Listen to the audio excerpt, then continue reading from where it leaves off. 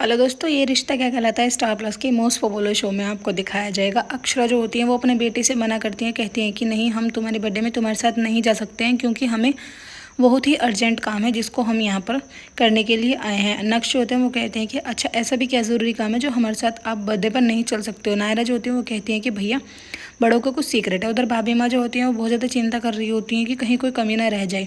तभी मिस्टी जो होती है वो आती है, कहती हैं कि दादी माँ मैं कुछ हेल्प करूँ। सभी उससे कहते हैं कि नहीं नहीं, तुम्हारी हेल्प की तो कोई ज़रूरत ही नहीं है।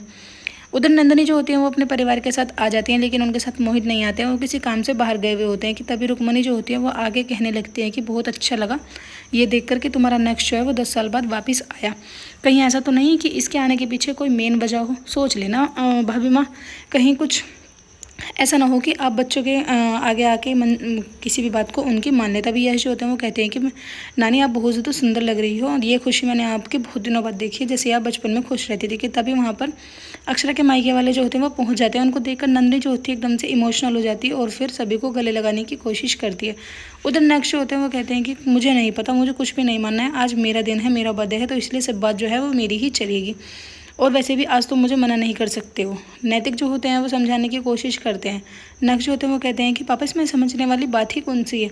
देवयानी बहन और राजपन्ना जो होते हैं वो उनका वेलकम करते हैं, सभी से राधे कृष्ण करते हैं। उसके बाद राजश्री जो होती हैं वो नन्ही को गले लगा लेती हैं क्योंकि वो रो रही होती है और उनसे कहती हैं कि सदा सुखी रहो बेटा। भाभी माँ जो होती हैं वो अनन्या को भी आशीर्वाद देती हैं, कहती हैं कि खूब अच्छे से रहो, खूब पलो बढ़ो।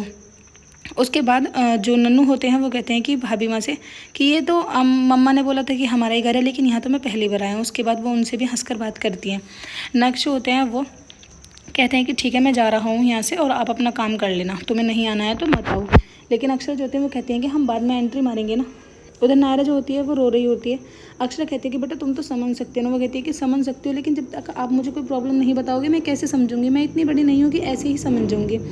रुक्मिणी बहन जो होती हैं वो भाभी माँ से कहती हैं कि जल्दी से जल्दी बुलाओ ना नक्श को, कहाँ है वो, अभी केक काटने का समय हो गया है। सभी जो है वो परेशान हो रहे हैं। उधर आप देखेंगे डुगू जो होते हैं वो फिर से वापस आ जाते हैं, कहते हैं कि यहाँ पर टाइमिंग लिखा हुआ है कि 5 बजे के बाद ये जो ऑफिस है बंद हो जाता है और अब 5 बज चुके हैं, इसलिए अब तुम्हें मेरे साथ ही चलना होगा।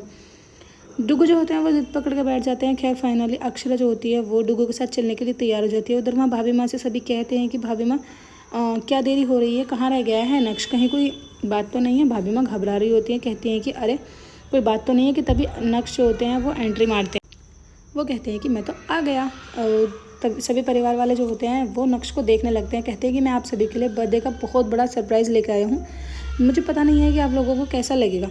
जैसे ही वो सरप्राइज़ को दिखाते हैं कि अक्षरा, नैतिक और उनकी जो बेटे होते हैं नायरा, वो सभी कदम आगे की तरफ को बढ़ा रहे होते हैं। अक्षरा के घर वाले ये सोचकर एकदम से शॉक्ड हो जाते हैं कि आखिर ये लोग यहाँ पर आए कैसे और ये मिले कैसे, कहीं इनकी कोई प्लानिंग तो नहीं है।